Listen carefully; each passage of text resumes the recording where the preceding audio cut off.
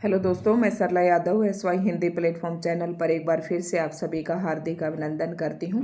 और आज के इस वीडियो लेक्चर में हम पढ़ेंगे द्विवेदी युग। और द्विवेदी युग की पार्ट 1 और पार्ट 2 में डाल चुकी हूं।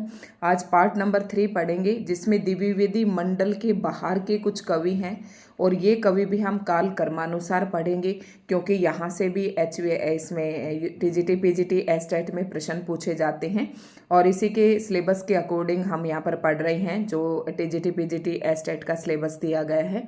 और उसी के संदर्भ में आज हमारी क्लास नंबर 31 रहने वाली है। अगर अभी तक आपने क्लास नंबर 30 नहीं देखी हैं तो TGT PGT एस्टेट के नाम से चैनल पर प्लेलिस्ट मिल जाएगी, आप वहां पर जाकर ये सभी वीडियोस देख सकते हैं।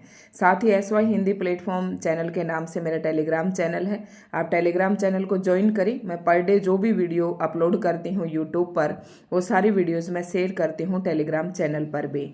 तो आज की वीडियो महत्वपूर्ण रहने वाली है TGT PGT estate, HPSC screening और UGC नेट सभी के लिए, क्योंकि हम पढ़ रहे हिंदी साहित्य और हिंदी साहित्य हर एक प्रतियोगी परीक्षा में पूछा जाता है। तो शुरुआत करते हैं आज के इस वीडियो लेक्चर की। इससे पहले कहूँगी कि चैनल को अगर आपने अभी तक सब्सक्राइब नहीं किया है तो चैनल को सब्सक्राइब ज़रूर कर लें। बेल आइकन पर भी प्रेस करें ताकि जो भी मैं वीडियो डालूं उसका नोटिफिकेशन आप तक आ जाए। तो द्विवेदी मंडल का हमने सबसे पहला इसका कालक्रम पढ़ा, जो भी महत्वपूर्ण कवि थे वो पढ़े, उनसे संबंधित जो महत्वपूर्ण प्रश्न थे वो सभी हमने पढ़ लिए थे। तो इनमें कालक्रम के हिसाब से सबसे पहले श्रीधर पाठक का नाम आता है, दूसरा महावीर प्रसाद द्विवेदी जी पढ़ा, महावीर प्रसाद द्विवेदी पढ़ा। तीसरे नंबर पर हमने अरियोध पढ़ा, फिर हमने रामचरित उपाध्याय पढ़ा और उसके बाद 3-4 और कवि थे जिनको हमने पढ़ा, जैसे कि लोचन प्रसाद पांडे। लास्ट में हमने लोचन प्रसाद पांडे पढ़ा था। तो ये सारी हमारी हो चुकी हैं और उम्मीद करती हूँ कि आप सभी ने इनके नोट्स भी बना लिए होंगे। तो अब द्विवेदी मंडल के बाहर के कुछ कवि हैं और काल क्रम से ही उन्हें हम पढ़ेंगे, क्योंकि यहाँ से कवियों को काल की दृष्टि से आरोही और अवरोही क्रम में व्यवस्थित करने के लिए भी प्रश्न पूछा जाता है। तो इसमें हम सभी नहीं पढ़ेंगे, जो इम्पोर्टेंट है उन्हें ही पढ़ेंगे हम, जिनका नाम द्विवेदी युग के अंदर लिया जाता है लेकिन वे द्विवेदी मंडल के बाहर के कवि हैं। तो सबसे इम्पोर्टेंट है नाथुराम शर्मा शंकर, और इनकी एक ही रचना है, 2 रचनाएं हैं जो काफ़ी महत्वपूर्ण है। एक तो शंकर सरोज और एक शंकर सर्वस्व। तो इनमें आपको ज़्यादा ट्रिक लगाने की ज़रूरत नहीं है, क्योंकि शंकर नाम से शंकर इनका उपनाम था और शंकर सरोज के नाम से इनकी एक रचना है और शंकर सर्वस्व। तो आप देखते ही इसे तो टिक कर देंगे। एक है गर्भ रंडा रहस्य। वैसे इंपॉर्टेंट ये 2 ही हैं, लेकिन आपको नाथुराम शर्मा शंकर की जो पंक्तियां हैं ये भी पेपर में पूछी जाती हैं। उसके बाद बाल मुकुंद गुप्त की कोई खास नहीं है।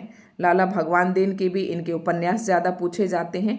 इसके बाद सबसे, तो इन दोनों को आप थोड़ा सा यहाँ पर कट कर सकते हैं। नाथुराम शर्मा शंकर के बाद अगला कवि आता है राय देवी प्रसाद पूर्ण। राय देवी प्रसाद पूर्ण, ये इनका जन्म जो है 1868 और मृत्यु 1915, और इनकी जो रचनाएं हैं वो महत्वपूर्ण हैं और पेपर में भी पूछी जाती हैं। तो कौन कौन सी रचनाएं? राय देवी प्रसाद पूर्ण, पूरा नाम आपको पता होना चाहिए। इसकी पहली ही रचना है धाराधर धावन, स्वदेशी कुंडल, और फिर इनकी मैं थोड़ी सी आपको ट्रिक भी बताऊं, क्योंकि मैंने तो इनको बिना ही ट्रिक याद कर रखा था।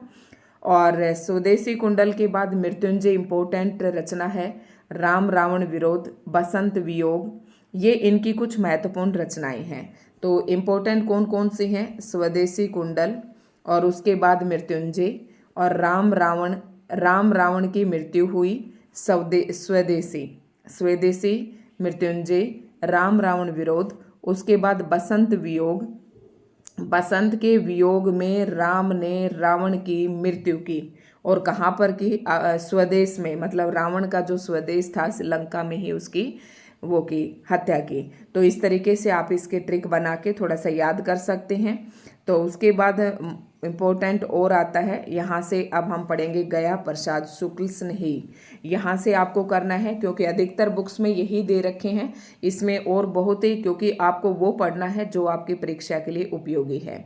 गया प्रसाद शुक्ल स्नेही ये भी द्विवेदी मंडल में ही, द्विवेदी युग का ही कवि है, और इसकी महत्वपूर्ण रचनाएं हैं कृषक क्रंदन, प्रेम पचीसी, राष्ट्रीय वीणा, त्रिशूल तरंग, करुणा कादम्बनी। इसकी 5 रचनाएं दी गई हैं, पांचों की पांचों बहुत ही महत्वपूर्ण है।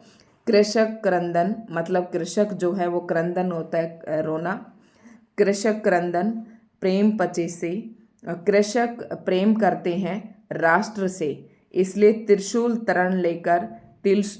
लेकर करुणा कादम्बनी की रक्षा करते हैं। इस प्रकार से ट्रिक बना सकते हैं, क्योंकि हर चीज में ट्रिक नहीं चलती। जब भी आप रचनाएं याद करें तो सबसे पहले कवि को लें, कवि के बाद फिर रचनाएं शुरू करें कि गया प्रसाद शुक्ल स्नेही, स्नेही स्नेह है, कृषक क्रंदन से, प्रेम पचीसी, फिर राष्ट्रीय वीणा, ठीक है, राष्ट्रीय वीणा, त्रिशूल तरंग इनकी काफ़ी इंपॉर्टेंट रचना है, और राष्ट्रीय वीणा और कृषक क्रंदन ये पेपर में जरूर कहीं ना कहीं पूछ ली जाती हैं। करुणा कादम्बनी, तो 2-4 बार आप इन्हें ऐसे बोलेंगे और जब लिखेंगे तो ये आपको याद हो जाएंगे। उसके बाद अगला नेक्स्ट और इम्पोर्टेंट कवि आता है राम नरेश त्रिपाठी। इम्पोर्टेंट है, इनकी सभी रचनाएं इम्पोर्टेंट है। ये रचनाएं जो हैं यहाँ पर आप देख रहे हैं, इनकी रचनाएं ये क्रम से व्यवस्थित करने के लिए भी पूछी जाती हैं, तो ये आपको सभी याद होनी चाहिए, और सारी रचनाएं आपको बिल्कुल क्रम से ही अपने नोट्स में लिखनी है। नोट्स मैंने बताए थे कैसे बनाने हैं, यहाँ पर सीरियल नंबर, फिर यहाँ पर कवि का नाम, यहाँ पर रचनाएं, प्रकाशन वर्ष, और फिर महत्वपूर्ण तथ्य जो इनसे संबंधित हैं।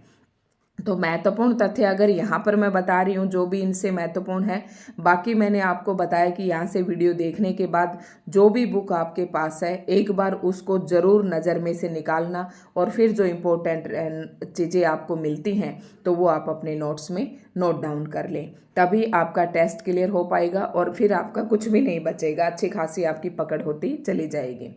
राम नरेश त्रिपाठी, राम का मिलन होता है पथ में मानसी से, सोपन में भी, और कविता कौमुदी, वेरी मोस्ट इम्पोर्टेंट रचना कविता कौमुदी। ये रचना पूछी जाती है कि किसकी है, राम नरेश त्रिपाठी की। मिलन, पथिक, मानसी, सोपन, कविता कौमुदी।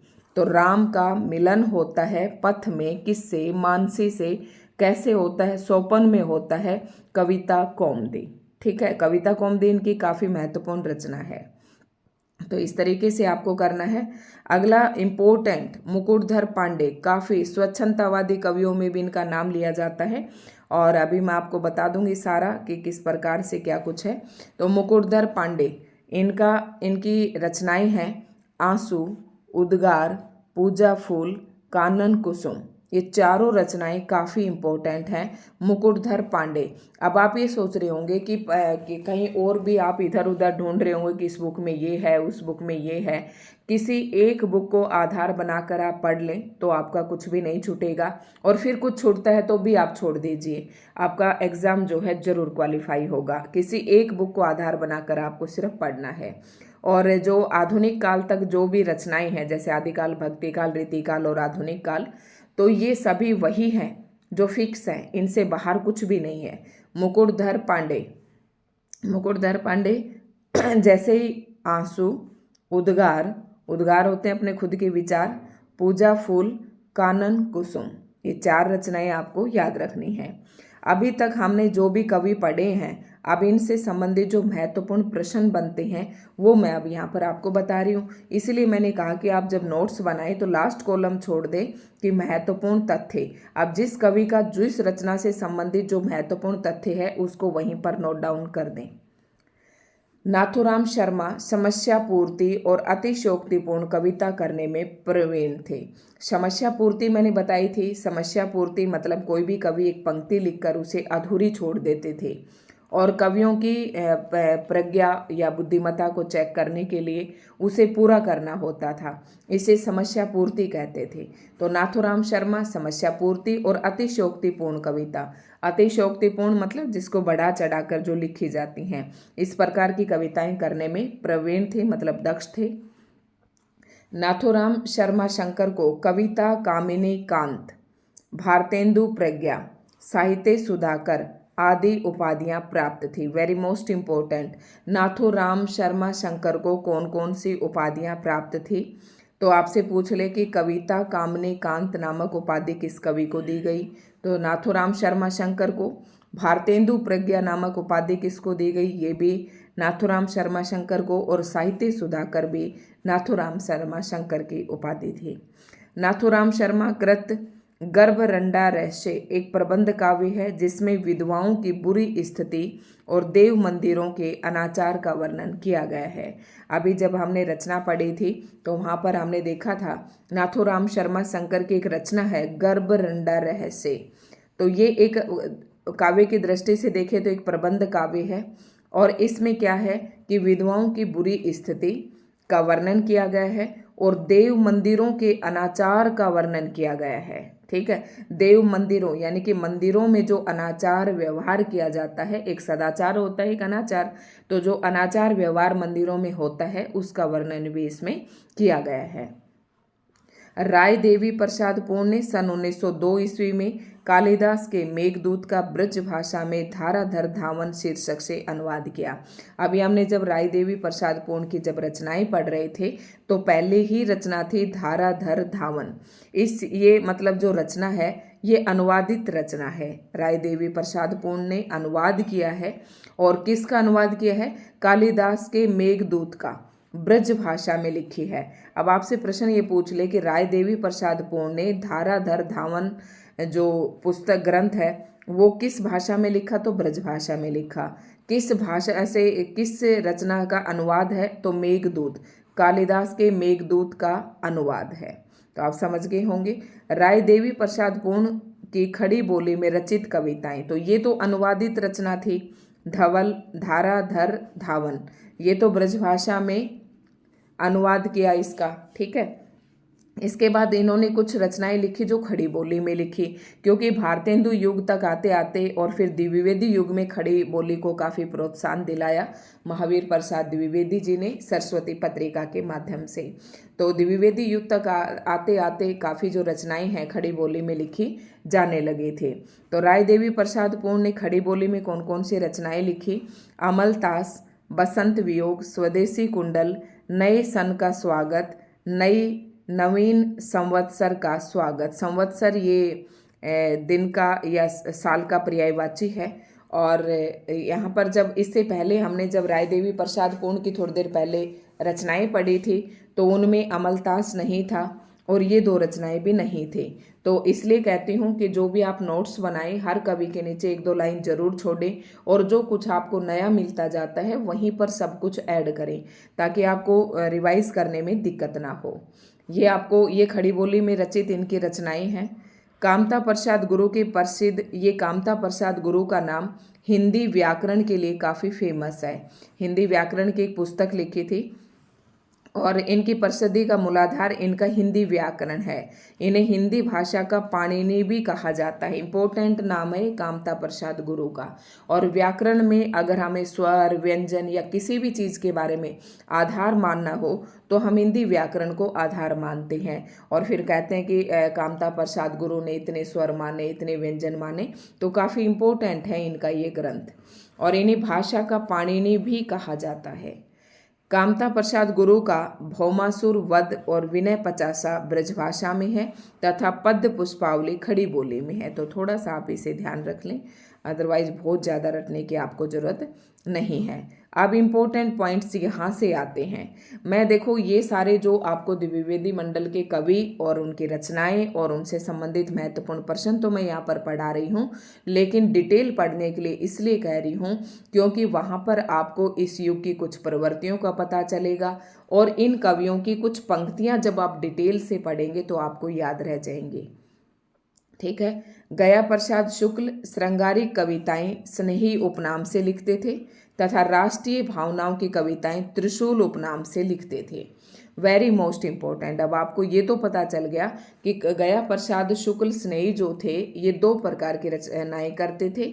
एक तो श्रृंगारिक कविताएं लिखते थे और दूसरा राष्ट्रीय भावनाओं से ओतप्रोत रचनाएं करते थे। तो जो राष्ट्रीय भावनाओं से ओतप्रोत कविताएं थी वो त्रिशूल उपनाम से लिखते थे और जो श्रृंगारिक कविताएं थी वो स्नेही उपनाम से लिखते थे।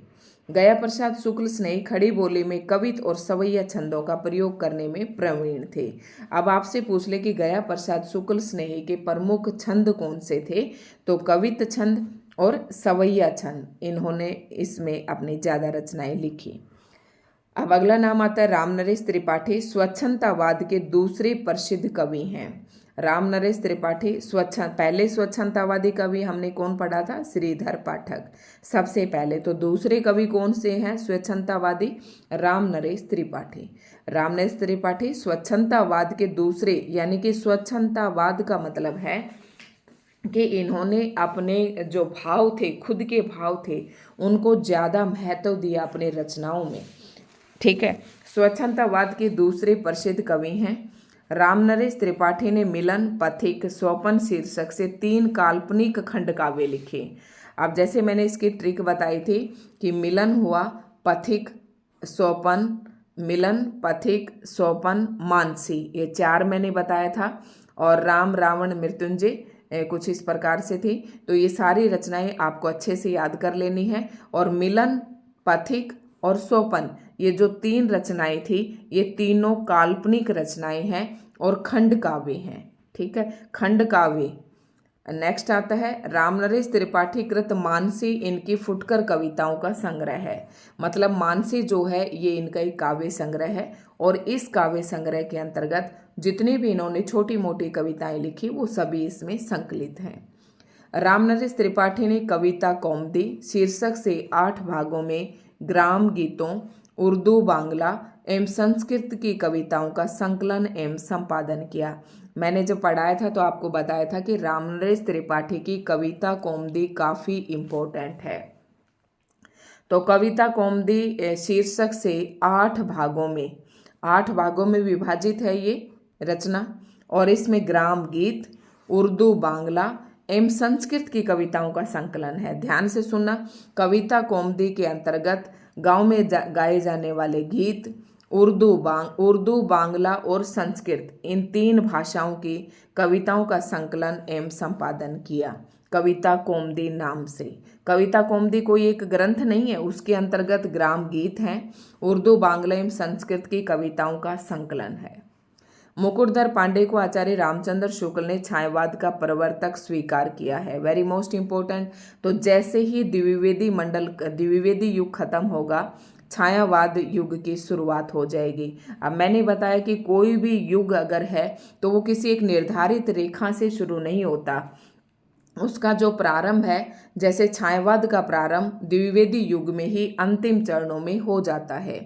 तो मुकुटधर पांडे को, वैसे मुकुटधर पांडे को हम किसके अंदर पढ़ रहे हैं, द्विवेदी युग के अंदर पढ़ रहे हैं, लेकिन मुकुटधर पांडे को आचार्य रामचंद्र शुक्ल ने छायावाद का प्रवर्तक स्वीकार किया। वेरी मोस्ट इंपॉर्टेंट, इसे याद रख लें। मुकुटधर पांडे लोचन प्रसाद पांडे के अनुज थे। अनुज मतलब छोटे भाई थे, और इन्हें पांडे बंधु भी कहा जाता है। मैथिली शरण गुप्त और मुकुटधर पांडे द्विवेदी युग के प्रसिद्ध प्रगीतकार माने जाते हैं। मतलब प्रगीत जो गीत के टाइप में रचनाएं करते हैं। और अब आता है द्विवेदी काल, ब्रज का भाषा काल काव्य काल कर्मानुसार, यानी कि पहले हमने पढ़ा द्विवेदी मंडल के कवि, फिर हमने पढ़ा द्विवेदी मंडल के भार के कवि, और सभी को हमने काल क्रम से पढ़ा। इसके बाद द्विवेदी युग में कुछ कवि ऐसे थे जो ब्रज भाषा में रचनाएं कर रहे थे। अब उनको भी हम ब्रज भाषा में रचना करने वाले काल क्रम के हिसाब से अगर देखें तो सबसे पहला नाम जगन्नाथ दास रत्नाकर का आता है, और इनकी रचनाएं भी पेपर में पूछी जाती हैं। अब इनका मूल नाम तो जगन्नाथ था, और इनके पिता पुरुषोत्तम दास और गुरु नवनीत लाल चतुर्वेदी, और उपनाम था इनका रत्नाकर। रत्नाकर उपनाम से ये रचनाएं करते थे। एक वेरी मोस्ट इंपॉर्टेंट प्रश्न यहाँ से टीजीटी एस्टेट में प्रश्न पूछा जा सकता है कि रत्नाकर उर्दू में जकी उपनाम से कविता करते थे। अभी आपने थोड़ा सा ध्यान दिया होगा कि यहाँ तो हम ब्रजभाषा काव्य को पढ़ रहे हैं कालक्रम के अनुसार, जो द्विवेदी युग के अंतर थे। तो रत्नाकर उर्दू में जो रचनाएं लिखते थे वो जकी उपनाम से करते थे। रत्नाकर की प्रमुख काव्य कृतियां निम्नांकित हैं। इंपॉर्टेंट है ये सारी रचनाएं इनकी। तो रत्नाकर की कुछ रचनाएं कौन कौन सी इंपॉर्टेंट है, गंगा अवतरण, उद्धव शतक, हरिश्चंद्र, हिंडोला, श्रृंगार लहरी, बस ये इंपॉर्टेंट है, ये आप करें तो लिख लें।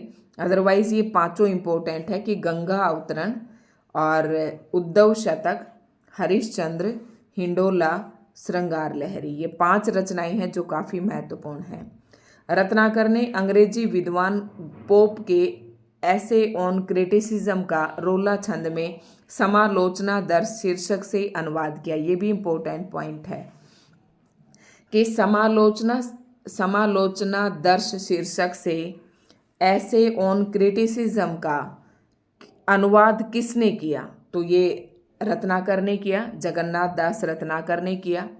और ये पोप की रचना थी, अंग्रेजी विद्वान था एक पोप, उसकी रचना थी ऐसे ऑन क्रिटिसिज्म का। किस छंद में अनुवाद किया? रोला छंद में अनुवाद किया। देखो इसका हर एक पॉइंट इंपॉर्टेंट है।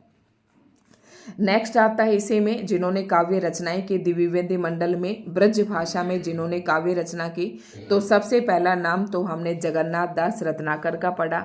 दूसरा आता है सत्यनारायण कवि रत्न। तो सत्यनारायण कवि रत्न का है कि समस्त रचनाओं का संकलन बनारसी दास चतुर्वेदी ने हृदय तरंग शीर्षक से प्रकाशित कराया। यानी कि सत्यनारायण कवि रत्न की जितनी भी रचनाएं थी, इन रचनाओं का संकलन इन्होंने खुद न करके किसने किया? बनारसी दास चतुर्वेदी ने। और किस नाम से किया? हृदय तरंग शीर्षक से प्रकाशित कराया। कवि रत्न, सत्यनारायण कवि रत्न की प्रसिद्ध रचनाएं हैं भ्रमर दूत। इंपॉर्टेंट है, ये 4 भ्रमर दूत मुख्य रूप से आपकी पुस्तक में दिए गए हैं। एक नंददास का, एक कृष्णदास का, और एक ये सत्यनारायण कवि रत्न का, और एक और है। ठीक है, तो ये चारों आपको ध्यान रखने, चारों मैं आपको करवा भी दूंगी, यहाँ से प्रश्न भी पूछा जाता है।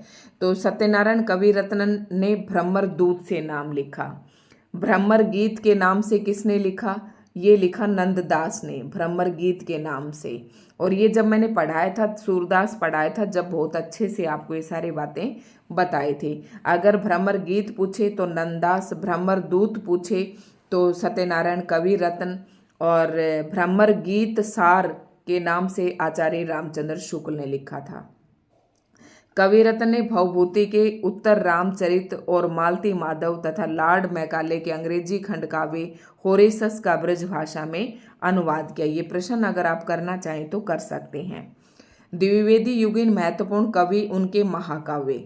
तो ये आप थोड़ा सा, ये वैसे यहाँ तक आज तक पूछे नहीं गए हैं, फिर भी मैंने आपको दिखा दिया। इनमें से इम्पोर्टेंट है श्याम नारायण पांडे का नाम और लिख लेना आप, जो आप अभी नोट्स बना रहे हैं ना द्विवेदी युग के बाहर के जो कवि हैं, तो उनमें श्याम नारायण पांडे को जरूर लिख लेना। हल्दी घाटी और जौहर, इनकी 2 ही रचना है और काफ़ी इम्पोर्टेंट है। बाकी अगर आप ये भी लिखना चाहें तो आप लिख सकते हैं। तो मेरी तरफ से यहाँ पर जो आपका द्विवेदी युग है ये बिल्कुल ख़त्म हो जाता है। और आज मैं कोशिश करूँगी शाम तक एक वीडियो और डालने की, जिसमें मैं रीतिकाल के जो MCQs बचे हुए हैं वो भी आपको पूरा करवा दूं। और कल जो वीडियो आएगी उसमें हम छायावाद पढ़ेंगे। और अब वीडियो हो सकता है थोड़ी आपको बड़ी बड़ी भी मिल जाए। छायावाद को एक पार्ट में तो कंप्लीट नहीं हो पाएगा, लेकिन 2 में मैं इसे पूरा करने की कोशिश करूँगी। ठीक है, तो आज की इस वीडियो में इतना ही था दोस्तों। आज की वीडियो आपको कैसी लगी कमेंट करके ज़रूर बताएं। लेकिन हाँ, द्विवेदी युग को एक बार आपके पास कोई भी बुक हो, जो भी किसी भी राइटर की हो, उसे एक बार आप जरूर पढ़ लें। इसी प्रकार से आप भारतेंदु युग को भी पढ़ लें, क्योंकि सारी चीज़ें ना एक जगह पर, वैसे एक तो मन का संतुष्टिकरण होता है, आप अगर संतुष्ट हैं तो सब कुछ है। लेकिन एक आपके पास पर्टिकुलर अगर कोई भी बुक है तो उससे एक बार जरूर रीडिंग ले। मैं नहीं चाहती कि एक भी प्रश्न आपका छूटे। ठीक है, तो आज की इस वीडियो में दोस्तों इतना ही था। कमेंट करके ज़रूर बताएं कि आज की वीडियो आपको कैसी लगी। धन्यवाद।